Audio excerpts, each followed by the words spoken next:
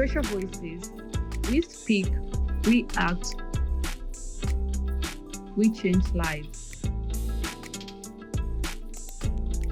At Treasure Girl Child Initiative. Hi, welcome to Treasure Voices, a podcast by Treasure Girl Child Initiative, a space where stories become mirrors, conversations spark hope, and every voice matters. I am Anne Adao. Today, I have a privilege to be joined by one incredible young man whose journeys have inspired so many people. He is a poet. Welcome, K2. Thank you so much. Thank you for having me. For those who are meeting you for the first time, Yes. would you kindly introduce yourself? Tell us who you are and what you do. Okay. So I have a lot of hats. I don't know which one to introduce myself with today, but yeah. So my name is Poet K2. I'm a performing spoken word artist from South Sudan. I'm a South Sudanese by nationality, but also a refugee by status. Born and raised in Kakuma refugee camp. Apart from also being a poet, I'm also an entrepreneur. I own an Airbnb company called Bai. Bai in our language means home. Yes, I'm a refugee right advocate. I'm a former basketball player. Yeah, I have Thank a lot. you. If I talk, I'll It talk will for hurt. much. Yeah, I'll introduce thank you. myself. Yeah. Thank you so much. Today's conversation, we are asking one big question. Yes. Can we truly start over? Yes. So what does it mean to start over to you? You know, in life, people have different ways of life, different dark stories that people go through. Whatever that I go through in the dark, let's say my challenges are not the same as yours. Yes. Maybe true. there are ways of me handling the challenges. Mm-hmm. There are ways of you not handling the challenges. So chances are you may give up earlier and decide that it's over for you, so you decide to not continue maybe with your dream. Let's assume you wanted to be a model as a lady. Yes. And every time you go for auditions, if that's how they call it, scouting, right? That's how they call it. Yeah. You're not picked. You've tried it 10 times, you're not picked. So you decide, instead of me continuing with this, let me just go back home. Let me go back to the village and sit down. That's an example of not starting again. So you'll have given up. Yeah. But if you decide, Before starting. yes, these people could not scout me, why don't I myself get on social media, put my phone somewhere in a certain angle, record myself, put it out there? You never know how many people are watching. Yeah. A good example of some of the big models that have done this, the likes of Adut, who was born in the camp. Where is she right now? I think she has done a lot of things. She has started over again, and she's where she is right now because of that. So to me, it means ways of getting to put your challenges aside and finding a way of going forward than just standing somewhere and not going forward. So it's more of believing in yourself. Yes, resilient, as you had said earlier. Yeah. It's all about resilient, because I believe that nothing happens for no reason. Everything Yeah. happens for a reason, and anything that happens in your life, at the end of the day, once you're done with it, it's a testimony in the making. Learn from it and keep Yes. going. Yeah. So K2, you talk of poetry. Yes. When did words become your home? I think I think everybody is a poet. The Okay. moment you're born, the moment you start talking as a child, anybody, as long as you can have a conversation, that is what we call now a dialogue, you're a poet. But for me, it now becomes different because there are three types of poetry. So there is dramatic poetry, there is lyrical poetry, and then there's narrative poetry. Just to break them down, dramatic poetry is more of the ones that are done on set in theaters, where people act. That's dramatic poetry. Lyrical poetry is more of writing in books like these ones. Yeah. And then our narrative poetry is more of storytelling of it. Now that is what I do. So I think it started way back in primary. I started as a debater. I used to debate very well. From there, now I went into speaking on behalf of a lot of other people. That was way back in Kakuma, back in 2014. So I had a conversation with some of my friends, because as refugees we used to go through a lot of stuff, and most of the time we will not have people that will speak on our behalf. The only thing we'll just wait is for the body that is in charge of the refugees, that is the United Nations, to come, and that is when now we can say our problems. But whatever I use my capability of speaking, since not everybody can speak, not everybody can stand up for themselves. Yes. So I once stood up for a certain cause, and it was hard, and some things were amended once we had that conversation. So I'm like, I think this can lead to something. So day by day it started getting better, and within no time I found myself standing on stage, speaking on behalf of other people, writing on behalf of people that are going through things that they can't speak out. So basically, mostly because poetry is not more of yourself. It's how do you call it in English? Metaphors, where you write more of what other people are going through than only just what you're going through, because other people can relate to it too. Yeah, so it started way back, like it's been 12 years now. You started in Kakuma? Yes, Kakuma. Oh. Yeah. Can you remember the year you started it? 2014. 2014. Yeah, so it's been 12 years by 2020. A lot of practice. Yes, yeah. So it has taken more than a decade. Were you at one point afraid?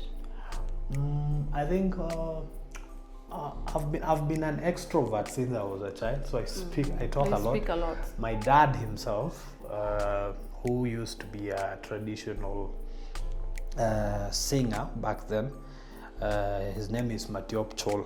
Some of you guys maybe may have heard about him. So he used to sing a lot. I think he passed that on to me, if I may say that. So since being a child, I've been an extrovert, so I speak a lot. So my confidence of speaking in front of people has been built since way back as a child. So by the time I was an adult, it was a normal thing. It's just like having a conversation with your friend. Okay. You talk of confidence. Do you think confidence can be built, or can it be trained? Yes. Can someone be trained? It can, because you remember they say practice makes perfect. Yeah. So if I was to be given a chance to speak on in front of people today, the first speech, or the first speech that I'll give out today, by the time I'm speaking for the 5th time, the tone has changed, your body language has changed, your movement on stage has changed. Yes, so the more you do it, the more good you become in it. Okay. As we're doing it right now, you guys, I think I've done many episodes. By the time you guys are getting to the 100 episodes, you guys it will just be camera action, and that's it. So I think it's built with time and consistency. Keep practicing. Yes. Okay. Yeah. Thank you. Yeah. What part of yourself did you have to let go to become who you are today? I think the fact that I'm a refugee, born and raised as a refugee, the status alone has a lot of the notions around us South Sudanese, or let's say as refugees. People talking about we being paid monthly to be in Kenya and all of that. So with that, it comes along with this what we call sympathy. Like most of us are used to people being sympathetic with us. With us. So to a lot of other people, it makes you shy. It makes you look like, how will people view me? If I get out there, people saying will the name refugee itself. Yes.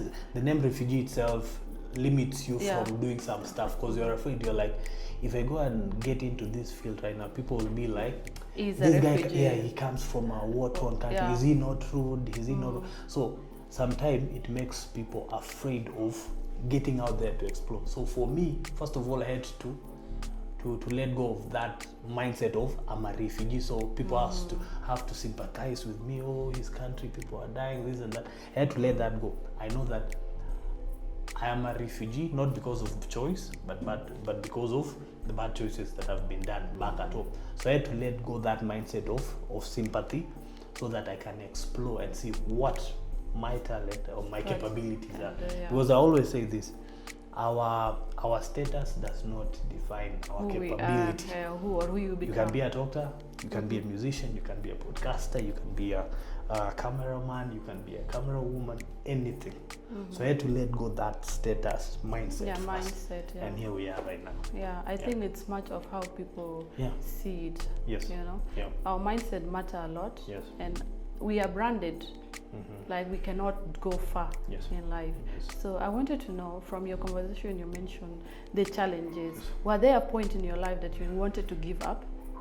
A lot, trust me. So there's one story that I always give, and this happened when I was starting my journey as a poet. So we used to be.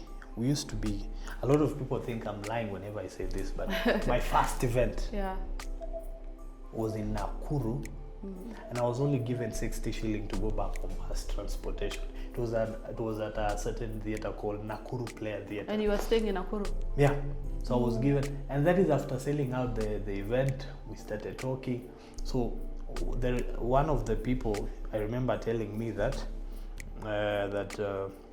even if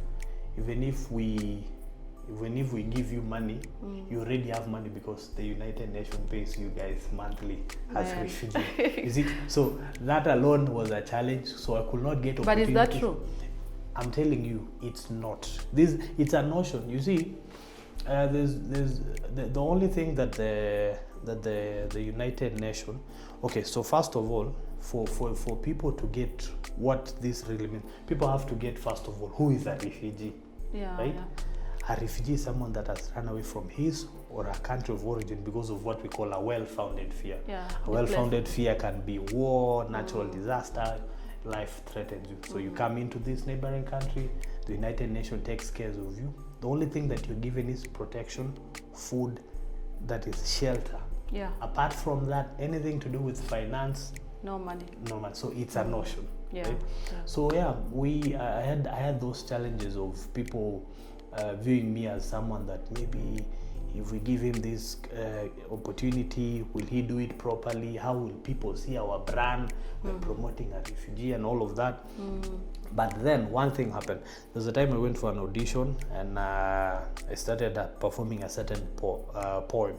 One of the guys that was seated in as the judges, I won't mention his name because he's a well-known guy in Kenya. I remember him telling me that I'm wasting my time, that I should be using my height, since I'm a South Sudanese, play basketball instead of wasting your time. Or be a model. Yes, as a poet. So I gave up for 5 months. I didn't do poetry for 5 months after that. And then something told me, you're destined for this, so go back to it. So I went back to it, and surprisingly, I got an invitation by the Kenya Film Aid to represent them at during the World Refugee Day at the biggest national TV in Kenya, that is Citizen TV. So when I was in the briefing room, after 5 months, yes, after almost after 7 months. So when I was in the briefing room, guess who walks past by? The same guy. Judge. Wow. Yeah, that was it. So this is an example of telling someone, never give up on your stuff. Put in the consistency, put in the hard work, and you never know what happens. So those have been some of the challenges. And also getting money, when starting off, you have to like record poems, you have to like go to events, auditions. Some places are very far. Getting transport to go there were some of the challenges, and mostly getting gigs was a problem. Until now we started making a name for ourselves. That's when we now started getting gigs. At least you're comfortable. Right now we can say we're good. I can't say I'm comfortable, but I'm good. But at least you're not more afraid of that name. Yes. You're used to it right now. I'm very used to it right now. It lives with me. It will never leave me, because it's something that I was born with, Yeah. and I have to accept it. The moment you accept it, that's it. Everything else flows very well. Yeah. Okay. Yeah. Thank you. So, if what does home mean to you? What does hope? Home. Home to me means a place where I feel safe, a place where I feel welcomed, a place where there is freedom. I can move. I have the rights that I can explore. Home to me means a place where I'm surrounded by love.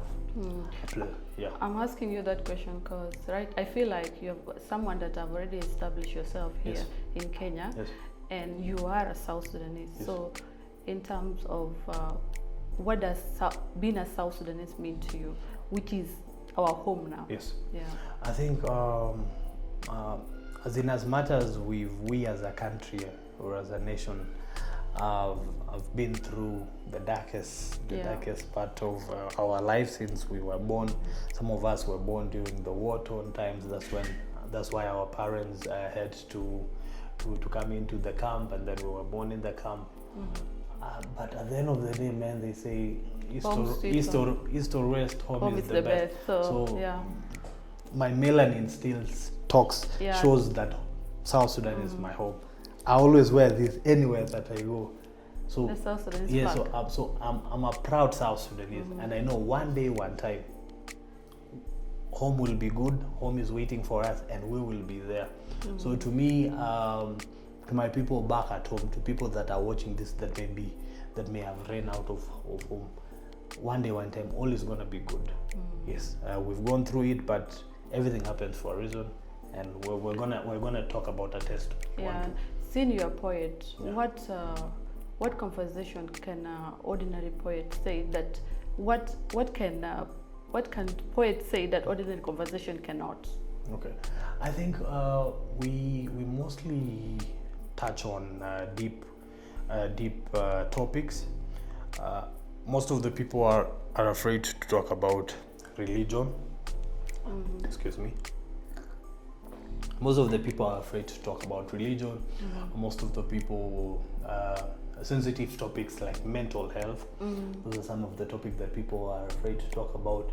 But in general, we put ourselves in the shoes of people that go through a lot.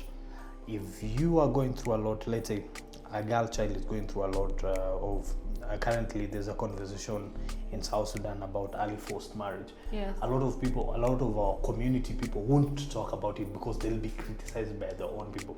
I put myself in the shoes, I talk about it.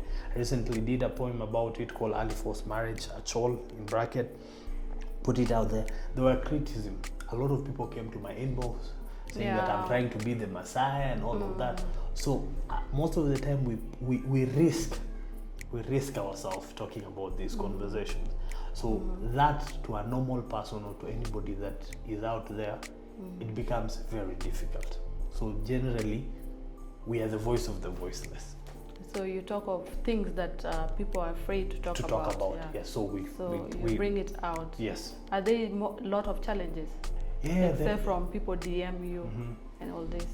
Sometimes you find that for people to open up for you to talk about this thing, it needs a lot of convincing, it needs a lot of deep conversations for someone to open up about sensitive things about himself. There are people that are afraid to talk about suicide. So for someone to tell you that I almost committed suicide, I'm about to commit suicide, you need deeper conversations about that. So those are some of the challenges, and also keeping it confidential. So if I talk about a poem about early forced marriage, I have to make sure no matter what I speak about, it's confidential. I make sure that whoever that I'm talking about, he or she is not known. So any slight mistake, you mention the name accurately, and then it goes well with this, it goes along with the story. There people will find out, and it now becomes a problem to the victim. You see, so keeping it confidential is a lot of problem. Thank you. Let's go back to refugee. Yes. There are South Sudanese refugee, Yes. Somalia's refugee, Congo. We have a lot of refugees. Yes. What would you like to tell them from your own experience? Yes. Yeah. As I've said earlier, none of us. There's a message not only to. This is not only. This is not only a message to the South Sudanese refugees. It's a message to the refugees globally. Refugees from Rwanda, Burundi, Congo, Somalia, Ethiopia. None of you guys chose to be who you are. You never just woke up one day and decided, let's fight, and then let's run to the neighboring country, and all will be good. Yes?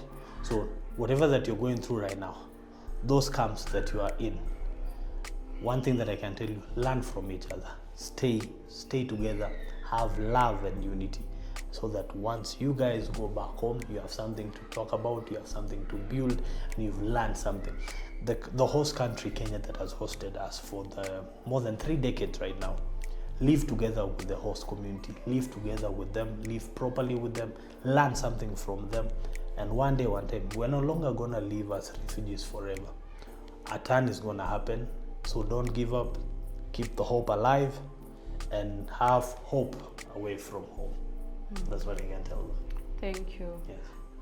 Let's go back to a boy child. Yes. I think like you are representing them also. Yeah. So what do you think is breaking young men outside there that we are not talking about it enough? Yeah. I think there's a notion that has been there for a long time. People saying that a man should not cry.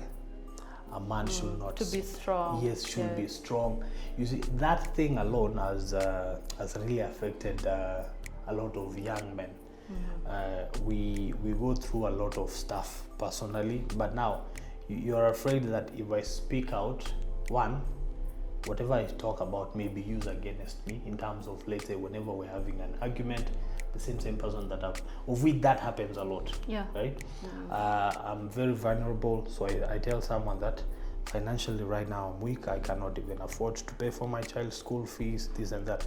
And then later on, when you guys are having a conversation or you guys are having a disagreement, the same person will use that against you. What are you telling me? Yet you can't even afford Yeah, I it. can't afford it. So that alone has made men maybe even in front of people. Yes, to keep to themselves. And you know, last month was Men Mental Health Month. Yeah, June, because the research shows that 80% of men annually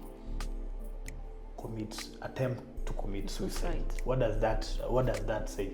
It means that we've been we're not mostly heard. People are not opening up to us. People think that we are meant to be strong, but at the end of the day, we're humans. We cry like you guys. We're emotional like you guys.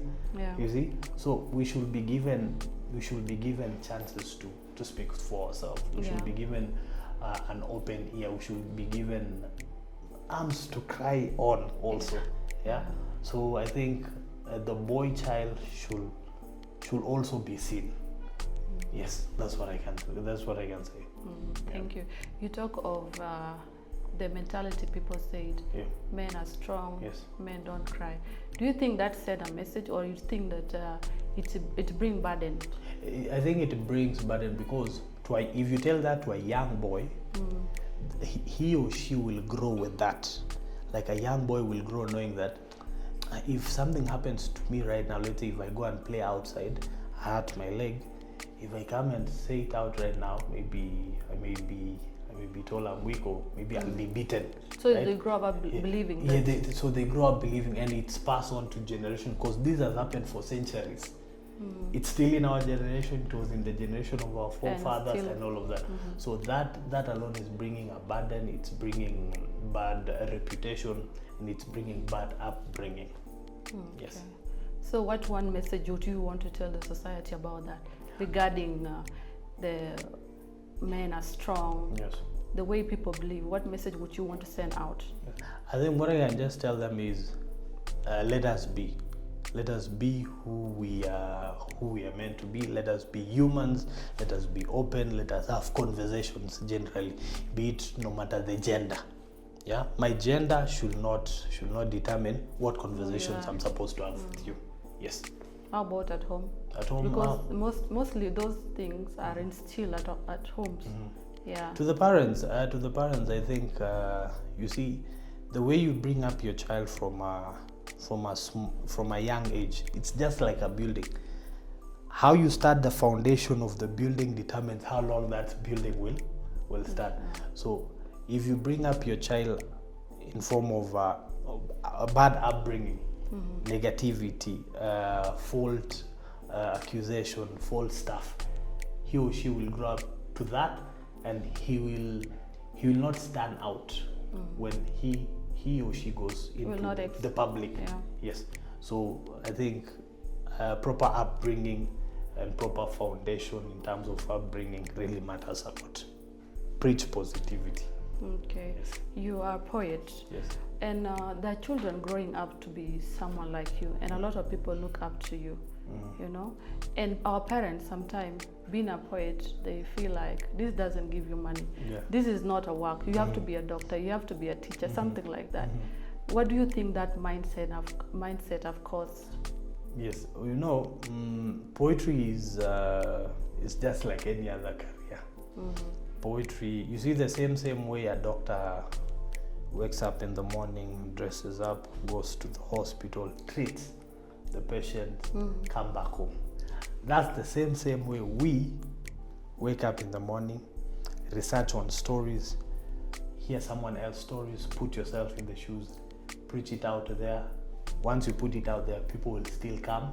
You'll find people are coming now to talk about their stories because of that. So it's just like any other career. There are poets that are making a lot of money, millions of dollars actually, out of this career. There are poets that are there's a famous show, it's called American Got Talent. Yeah. I think it's 2020 or 2021. A poet won that, and he won $1 million, right? Out of all the careers that were there. Everybody was there, dancers, singers, all these people there. So poetry is just like any other career. If your child wants to do that, let him or let her do it. So please just let them explore. Yes. Okay, thank you. K2, what does success look to you? Success means, to me, success is living comfortably. Success to me is being able to afford what I desire. So let's say if I want to buy, let's say 4 bottles of water, I can buy it. If I want to go on a holiday, I can. Success to me means being able to provide for my loved ones without being too much stress. Success to me means being able to do what I want to do without too much of effort. Yeah, it's too much of effort. Yeah. Thank you. So, what is the greatest success? What is the greatest treasure life have given you that no one can take away from you? I think my capability, my tongue, the way voice. My voice, the way I speak. I think this is what I do for a living now. Yeah.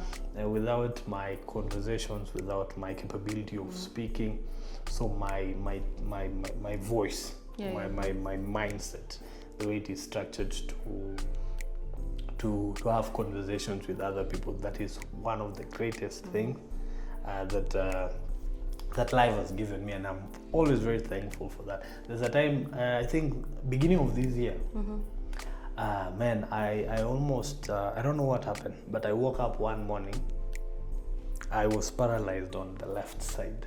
Oh. I could not, I think I even put it, it's on my page on Instagram or TikTok. I could not speak because I don't know what happened with so that alone. Did you go to the hospital? Yes, I did. I had to go to, because without this voice now, what happens? That's the end of me. Yeah. So every time, once I was given this back, because for a week I could not speak. Even eating was a problem. So when I got this back, it really showed how important or how I value this a lot. So my tongue, my mind, my voice is one of the best things that the Lord has blessed me with, and I always no one can take it away from you. Yes. Okay, I want to take you back to where we talk of. There's a time you had to stay home. Yes. For 5 months. Yes. Because someone delivered a message to you. Yes. Yeah. How did it feel? I think I felt defeated. I felt worthless. I felt I've wasted my time, because by then it had already been 7 years since I started doing poetry. So I was like, for these 7 years that I've been doing poetry, so that means I've been doing something wrong. So to me, I felt somehow almost defeated. But at the same time as I was feeling that, I asked myself, will other people determine what I become? Will other people determine what I should be or what I should not be? So it was a very stressful time, the 5 months, because I was used every 3 a.m. every day. That's what I do. I make sure maybe I've written a poem or something. Yeah, so 3 a.m. 3 a.m. Because by 3 a.m. But let's say 4 times a week. Okay. Because most of the time at 3 a.m. that's when mostly the environment is quiet, people are asleep. Yeah. That's when you get to. Yeah. So for those 6 months, 5 months, I could not do that because I decided to give up. But give myself a chance again.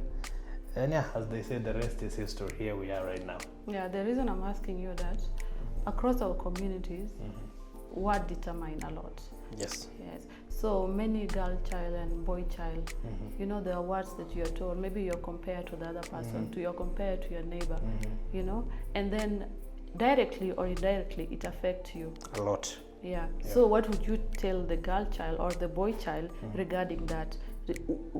You might be, it might be something in future, but because of the words that you are told, it prevents you to become who you are. So what message would you want to tell them? You see, there's what we call the power of the mouth.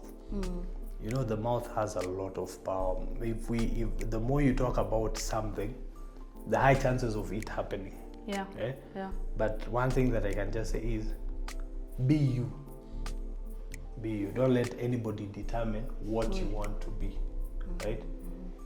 That person that is telling you you cannot be a model, he's never there or she's never there whenever you're scouting, whenever you're fasting just to make sure that you have a certain body weight. He will not be there. So he should not be there telling you you can't be that. So be you, do you. Okay. Yes. Yeah. Or if your life become a book tomorrow, Yes. what do you hope people will learn from it? Which book can I describe? There's a book called, I don't know, I think it's a very famous book. It's called Rich Dad, Poor Dad. Yeah. So in that book, basically, it shows, it's mostly about finance. So it's showing about a rich dad and a poor dad. Poor dad, yeah. So the mindset of the rich dad, the mindset of the poor dad are very different. The rich dad talks about how to handle finance properly and multiply what he has. The poor dad, on the other side, is more of he wants sympathy. He wants someone to help him. So what that says is, the way you handle yourself determines how your life will be. So if you handle your things properly, you yourself, your family will live well. So it's all, I think that will be rich dad, poor dad. That's something that if people can go and check that book out, it's a very good book. Yeah. Many young people are trying to rebuild their life away from home. Yes. If one of them is watching you today, what would you want to tell them? Don't give up. Don't give up. Don't give up. Build what you have. Learn from your mistakes. Have have a vision of what you want to be and work towards it. Whatever that you're going through, like I've said earlier, it's a testimony in the making. Someday, sometime, you'll sit down and tell people, this is what I went through and this is where I am right now. So everything happens for a reason. There's what's her name? There's an author. I can't remember her name properly, but there's an author. Yeah, the lady that wrote Harry Potter, right? The one that is now a movie. Do you know, for her to be accepted, for her book to be published, do you know how many times she tried? 200 times. Wow. And she's one of the richest female authors in the world right now. So you never know. You may want to give up now for the third time, but maybe the fourth time is when you'll make it. Yeah. Right? Okay. So never give up. Keep doing what you're doing. You never know how it turns out. Okay. Yeah. What message would you like to send to the parents? To the parents, just let your child explore. Yeah, let your child explore. Let him grow. Yes, whatever he wants to be, let him try it out. If it does not work, there's something else that will work out for him or her. Yes. Yeah, everybody is here for a reason. You're not. Kila mtu tu kwa hii dunia. Let me just say it in Swahili. Kila mtu kwa hii dunia ako kwa hii dunia kwa sababu ya kitu. Yeah, yes, kuna kitu tu Mungu amekuwekea. Hata kama itachukua, even if it will take 40 years, 30 years, bado tu baadaye tu utaipata. Yeah. So to the listeners, what would you like to tell them? I think check out to the listeners and also to the refugee. Yes, I think what I'll say is that love what you do. Love what you do. Put hard work into it. Be consistent. Repeat it each and every day.